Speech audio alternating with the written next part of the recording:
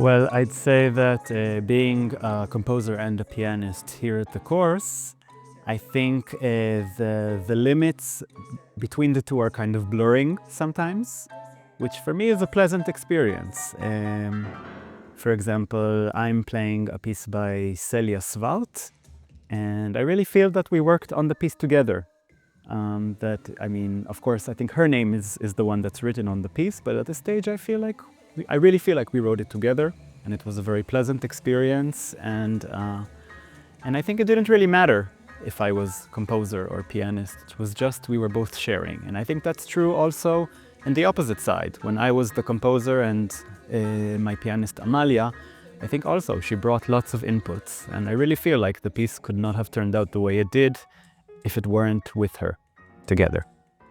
So regarding your question of what courses we need nowadays, I think courses which allow maximum interaction between people who are writing completely different music. I think for me, maybe the experience that I'm trying to avoid is that of feeling that I'm in some kind of musical bubble where there's right and there's wrong, where this is good, this is bad.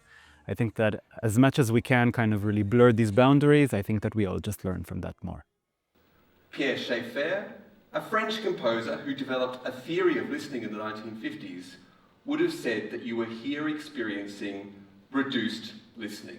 I think the really nice thing about the two courses this week, which is I think a good credit to the festival, but also reflects the scene at its healthiest, is a plurality of approaches.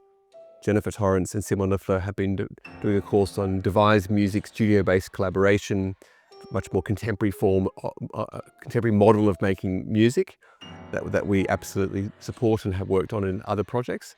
And our project's called Old School because it's the old model of a notated score, and it's a celebration of that model that we both really believe in. We don't believe in it ideologically or exclusively, but we still believe in it for the merits that it offers, both in terms of the considered act of someone spending a lot of time preparing something, but also that we believe notation is not ever prescriptive, but always opening up a field of interpretive possibility. And so I think it's, as I say, lovely that these two completely different ways of bringing music into being have been placed side by side. Absolutely.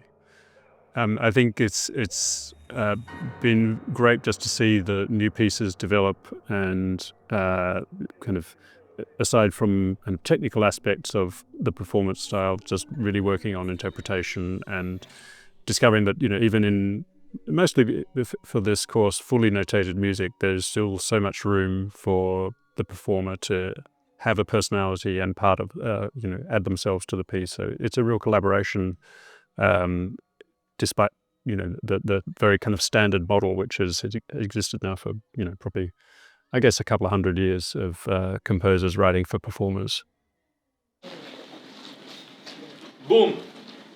Welcome to the laboratory, where we don't know what's happening, right? So we met in the school behind for the laboratory of not knowing that took place during time of music, and we first met, and so it's not knowing. So we met around the table not knowing what we would do, but at the same time we had prepared each of us something to bring, and what we decided to do first was to make something that was quick and dirty. So the first day was just to dive in whatever idea we had in small groups and try something out. And so it took a few days before we could really feel that people started to propose ideas, and there was a more collaborative. But at the beginning it was a bit difficult. It's a little strange to enter a school that's empty, so big, so many possibilities, but at the same time, everything looks like a school. So it's like that space was a bit challenging. So of course, there was one strategy was to make kind of a stage in where there's most of the pieces happen, or then use a classroom, which was the other solution. Yeah, I just to take a corner. I was like looking. I went through the whole school trying to find like an interesting space that would.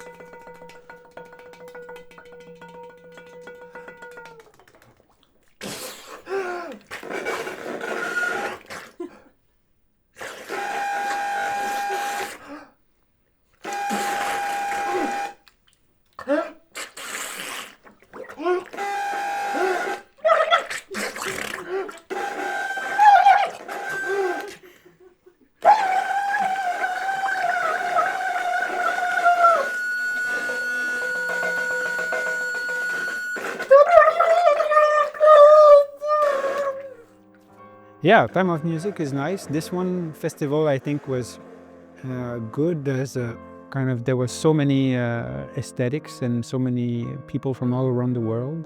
We were together for 1 week, so that was great to just encounter these different aesthetic ways of working. And also everybody came to see the show. It's nice to see that there's already a community forming around all the artists from all the shows, but also all the students that are taking the courses.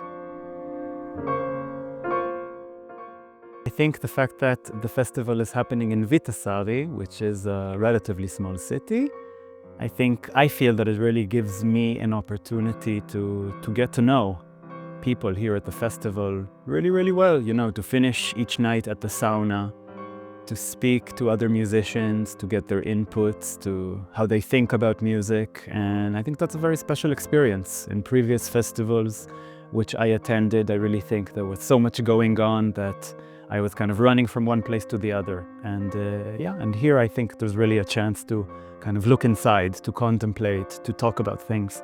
And I'm very appreciative of that.